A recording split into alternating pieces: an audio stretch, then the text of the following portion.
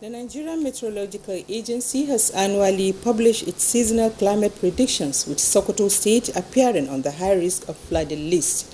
What is the significance of these predictions and what should be done with the information? This and more on Panorama, coming to you from the Sokoto Network Center. I am Asma Habibu Shagari.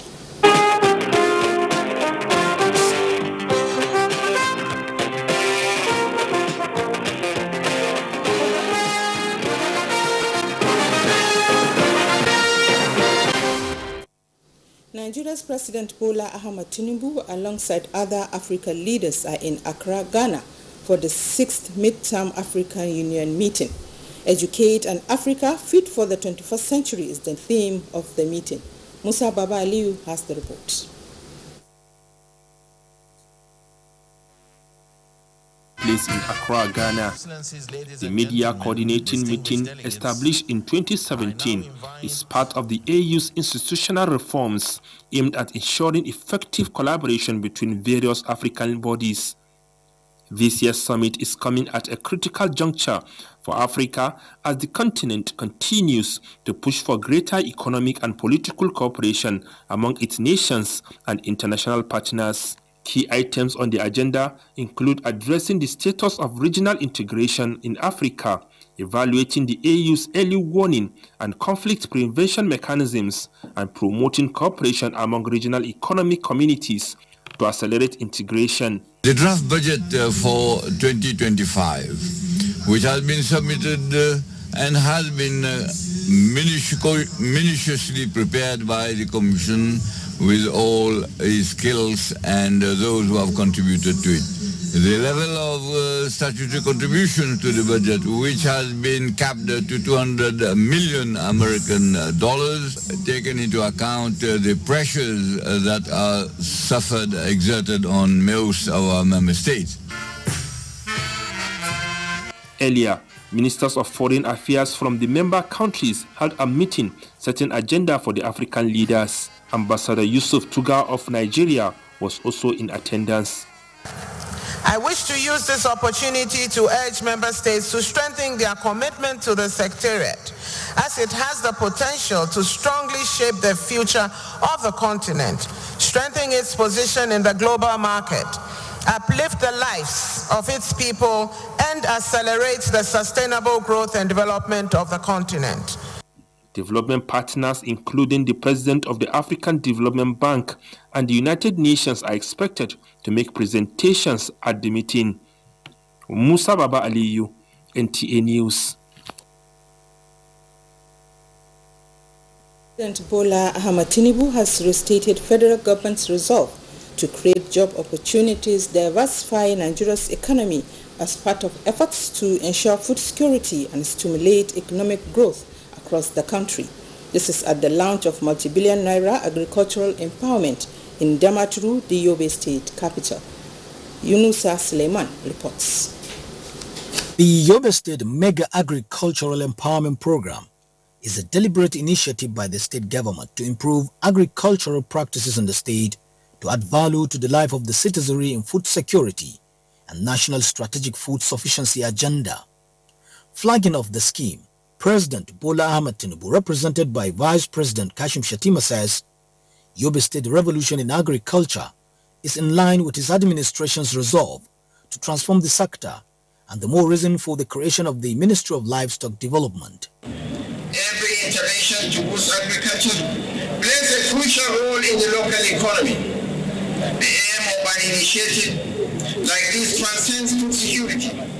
It opens new avenues for employment, particularly for our youth and women, who are the backbone of our rural communities. Government will not tolerate any act of sabotage to frustrate our commitments to make agriculture attractive, profitable, sustainable, and economically viable, and to guarantee food sufficiency and food security in the state. The launching of the Agricultural Empowerment Program The first of its kind also saw the president approving Yobe State's request for additional resources to support its agricultural transformation drive. More than 19 billion naira was expended to procure farming inputs, with about 6,000 beneficiaries being targeted in the 178 political wards across the 70 local government areas of the state. In the Matru, Yunusa Suleiman, NTA News. He now has 4 years to prevent 1.5 degrees Celsius of global warming, with the global climate clock countdown tracking the deadline for nations to stay in check. In Abuja, awareness is on ahead of the Climate Emergency Day as nations race against the time to meet the clock. Charles Alpha reports. 22nd of July 2024 will mark the clock ticking over at 5 o'clock in the evening, as Nigeria joins climate clock groups across the globe to mark the 3rd annual Climate Emergency Day, in a direct call on leaders to act in time and prevent the 1.5 degrees Celsius of global warming. In Nigeria, a group of climate advocates on the march are demanding an increase in budget allocation for climate change. Basically, what that means is that we have less than 4 years to avoid the catastrophic impact of climate change, where we have limited time to change what is already happening. We are saying fossil fuel is harmful to the environment, to the planet, and we are saying the right part of the face, which is clean energy, which is clean. So we are saying the government should invest more in renewable energy. We are here to demand that more women should be represented. Even in the international climate discourse, we have less than 35% of women. The call for this year's Climate Emergency Day 2024 is focused specifically on divestment from fossil fuels and investment in a collective future, with fossil fuels accounting for over 75% of greenhouse gas emissions and 90% of carbon dioxide emissions, trapping the sun's heat. Charles Alpha, NTA News. Continues in a moment. Please stay.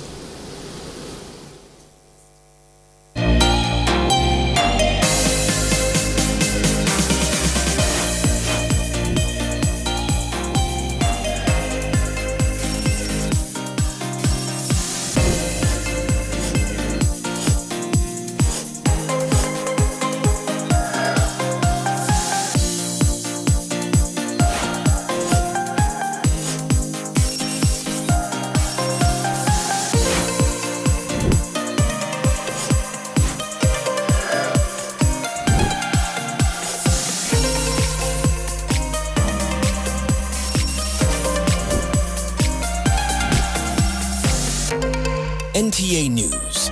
First with the news, authentic and reliable.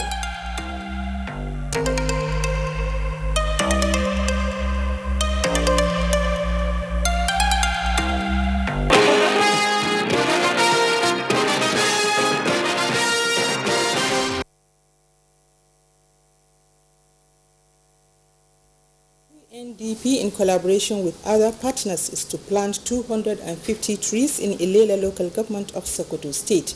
This is part of efforts to complement governments towards addressing the effect of climate change, degradation and farmer-herder conflict, and improving security along Niger border towns, northwest states, Nigeria. Elhat Abdullahi completes the report. It was a symbolic planting of variety of trees provided by the partners supported by UNDP in Ilela local government area of Sokoto State. About 250 trees are expected to be planted in the area to complement government's efforts in addressing effects of climate change, degradation, farmer-herder conflict, and by extension provide grazing reserve for herders and ensuring peaceful coexistence in the states and the nation. The benefiting community were charged to take ownership of the initiative to succeed. 5 people are chosen from the community to nurture the plants to grow. When these natural resources are depleted, it means they now become scarce, and people begin to scamper the scarce natural resources, and that automatically is a case of conflict. Sole Administrator at Lele local government commended the benefactors on the gesture, as this will enhance security and peaceful coexistence in the state. The council pledged to support the program. Speakers applauded the initiative and enjoined the community to take ownership of the program for the benefit of all. Similar project is being executed in Jibia, Katsina State. In Sokoto, Dalhatu Abdullahi, NTA News. And now to our discussion segment, which is on flood prediction, significance, and the way forward. And I have with me in the studios Professor Aliyu Umar Tambuwal, who is a climatologist with Geography Department of Usman Danfodio University, Sokoto. Professor, you are welcome to Panorama this afternoon. NIMET has been publishing its seasonal climate predictions regularly, and what is the significance of these predictions, and what should the affected states do with the information? Good afternoon, our viewers. Good afternoon, sir. There are two agencies, apart from the Nigerian Meteorological Agency, NIMET, which gives annual seasonal climatic prediction, how the season will be. And there is a sister agency, National Hydrological Services Agency. That one also gives the national flood outlook and give us an idea of how the flood pattern would be. So 2024, the two agencies, each one of them, made the report available. Like NIMET, early this year, they gave us they unveiled the 2024 seasonal climatic prediction, and for each of the states. So all the stakeholders were invited, and it was unveiled by the Minister of Aviation. So it shows that in other areas, rainfall, the onset will be earlier, and the cessation will be late, and the pattern of rainfall and so on. So after giving that, April this year also, the sister agency, National Hydrological Agency, gave us the 2024 flood outlook, and it made it clear that 148 local governments across the 774 local governments across the 31 states are at the risk of floods. It means they are likely to be flooded this year, based on their findings, based on models they are using, and based on the NIMET prediction also. So that one has a lot of implications, and that's why all stakeholders were invited and then informed about the NIMET forecast and National Hydrological Services forecast. So that forecast has a number of implications, and that's why the stakeholders were invited. The local government, the state government, the private and the farmers and so on. Everybody was invited there because climate, cuts across. Effect of climate affects everybody. So they were invited, and everything was unveiled. Everybody knew how the 2024 is likely to be in terms of pattern of climate and in terms of the floods. So that has a number of implications. As you asked, what will be the implication of that? Of course, the National Hydrological Service Agencies made it clear that 148 local governments are likely to be flooded. So that has a lot of implications, because when we talk about flood, it's a situation whereby an area which was not submerged will now be submerged by water. And that has a lot of implications on health, food production, housing, roads, power supply, and almost all sectors of our economy. Sokoto State has consistently appeared on the list of states at high risk of flood. What could be responsible for the flood occurring annually in the state? Yes. Then if we look at the history, as in the rainfall pattern, in the past we had problems of drought. In the 70s, in the 80s, there were a lot of problems with drought. But then, after 90s, from 1998 to date, we examined rainfall records, different stations across the country, and found out that after the event of 1980s, where we had the catastrophic drought in the 82, 83, and 87, 88, from 1998, rainfall records showed that areas within the Sudano-Sahelian region, they have started recovering from the rainfall deficit which they experienced in the 70s and 80s. Now, from 1998, when we analyzed the rainfall records across even the Sudan-Sahelian region of Nigeria, it showed that there was a gradual recovery in rainfall. And since 1998 to date, you see annual rainfall is increasing, year in, year out, year in, year out. And that's why whenever they release forecast, you see areas that before they had problems of drought, now they are experiencing floods. And that's why in Northwest, areas like Sokoto, Kebbi, Zamfara, you see in the last 10 years, you see cases, floods, year in, year out. And the reason is simple. When we look at the science, we know what causes a flood. The major one is rainfall, when there is a heavy downfall, and then other environmental factors. So, like now, 2024, the forecast which was released by NIMED, it shows that Sokoto, Kebbi, Zamfara, for instance, the onset of the rain the areas will be having the onset of the rain between 29 May to July 6. And we have now seen it that most areas now, everywhere you see rainfall activities here and there. And also the forecast showed that this rain will end between October 6 to November 15. Areas, Sokoto, Kebbi, Zamfara, their rainfall will end. That is the cessation of the rain between October 6 to November 15. And they also showed that these areas, they have the length of rainy season, because when you have the onset date, when the rain starts effectively, and when it ends, those days will give you the length of season. So it shows that this area, Sokoto, Kebbi, Zamfara, they will have 110 to 150 days. That is the length of the rainy season, which in Hausa they call Sound Damana. And in terms of annual rainfall, they also showed that these areas now, which is our catchment, Sokoto, Kebbi, Zamfara, will be like Sokoto, the annual rainfall predicted is between 420 millimeters to 720 millimeters. Areas within Sokoto state, this is what is likely. And then Kebbi and Zamfara, they are to experience about 720 to 1,020 millimeters. So this is for 2024 forecast. This has a lot of implications.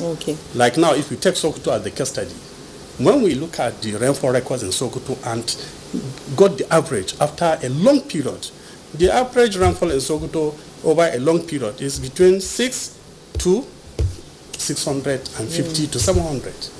And this one shows that in 2024, Sokoto is likely to have even above 700 millimeters. So once you have above average, then there is a problem. Zamfara and Kebbi also.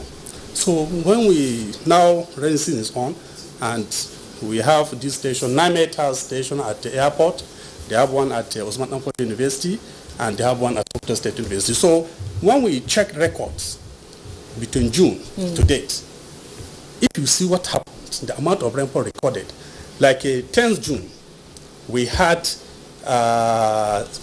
total rainfall of 37.5 millimeters on that day, 10th June. And on 23rd June, another rainfall was recorded, which is 83.5 millimeters. And on that is 10th June, 23rd, and then 29th June. 29th June, rainfall also, Sokoto recorded another rainfall of 50.5 millimeters. Just within June, you have 37, you have 83, and you have 50. This shows that there is a problem. Okay. Now that Sokoto State government has put in place a committee to look at the local governments at risk of flooding, what else do you think should be done? Yeah, this is not the first time. I was privileged to be a member of the committee that was set up in 2016. And we have been to all the affected local governments when the NIMED released the 2016 forecast. The state government then set up a committee, a higher powered committee, system member committee, and we went to all these local governments, Borno, Goranyo, Tamboa. We have been to all this, and we advised government then what should be done. And now that another committee was set up, I think the best thing to do is now the committee should, because the National Hydrological Agency has given the list of local governments that will be affected, that are likely to be affected, then they should visit those local governments and then sensitize the public. Because sensitization is very important. Let the public be sensitized on the danger of flood, and precautionary measures should be taken by the communities, and even the government should also do something. So communities should, clear their waterways, their gutters, and so on. Because once there is clear drainages, when you have cleared the drainages, you have a good water passage, it will be difficult for flood to happen. Then the state government should enforce. Like now, even within the state capital, all these gutters and so on should be cleared. Then the local government chairman should also do the same thing like what the state government is doing. Clear all the waterways, so that if there is heavy downfall, this water can flow, and then there won't be flood. Okay. Because it is imminent, this flood is likely, because even in July now, we have seen the records. July 4. Time is not on our side. Yes. I have to cut you off here. Yes. We thank you so much for having your time to come here and discuss this issue with us. I have been discussing with Professor Aliyu Umar Tambua, a climatologist with Geography Department of Usman Danfodio University, Sokoto. The Renewed Hope initiative is encouraging backyard farming to complement government's effort towards food sufficiency. Nigeria's First Lady, Senator Oluremi Tinubu, is in the forefront of encouraging women to cultivate and nurture their own food at the back of their homes. Usman Abdullahi Shehu finds out how women in Birnin Kebbi are embracing this program. Backyard farming provides numerous benefits for farmers, especially women. These include fresh complementary food supply, stress relief, physical activity, and a sense of accomplishment, as well as way to connect with nature and community. Some farmers who are into backyard activities says it can even be a good source of income. Apart from my backyard garden, I used to cultivate sesame seed, rice, and millet every year. We are farmers, we know the benefit of farming and will continue to farm for food and business. Hajiya Ralia Abubakar, who is the chairperson of Women Farmers Association, described her backyard as her happy place where she grows herbs, vegetables, and fruits.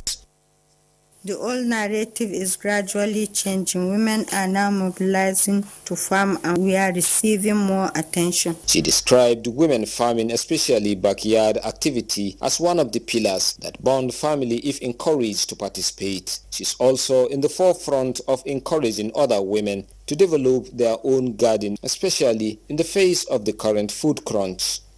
Birnin Kebbi, Usman Abdullahi Shehu, NTA News.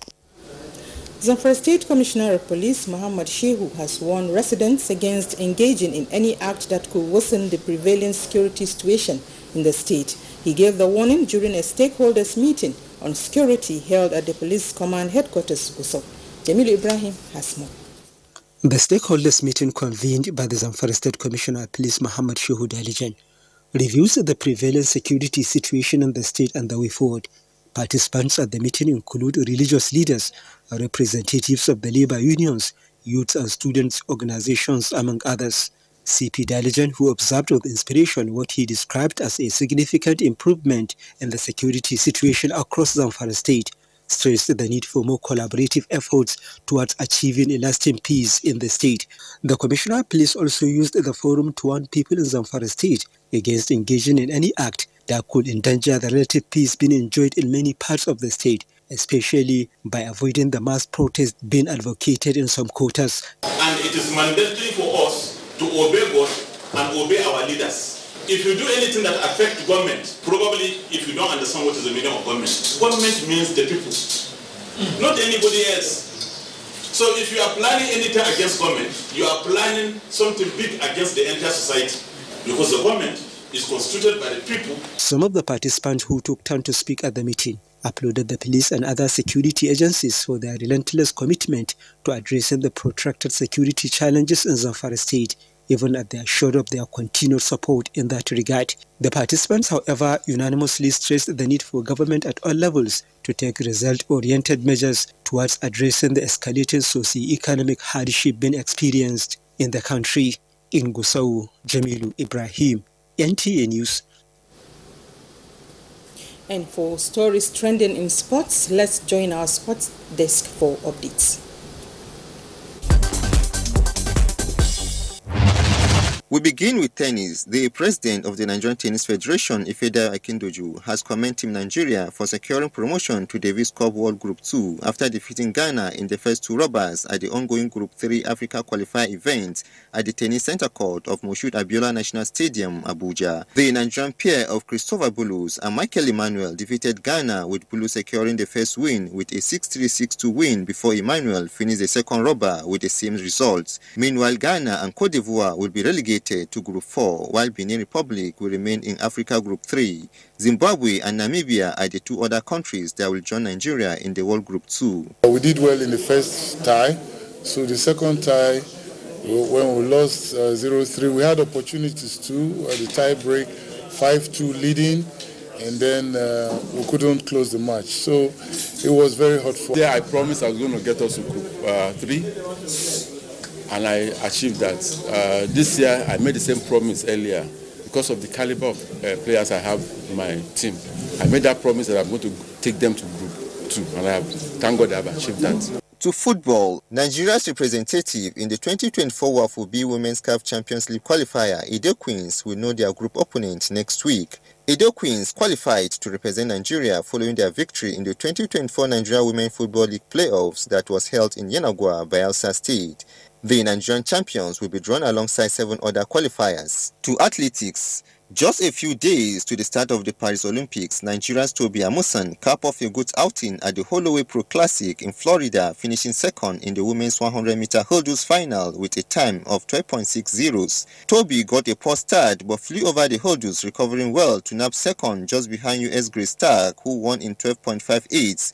It was US champion Marcia Russell who finished third in 12.66.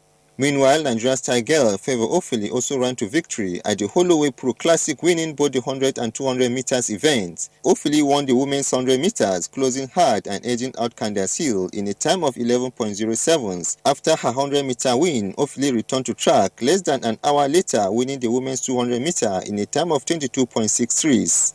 With sport update, Suleiman Musa, NTA News.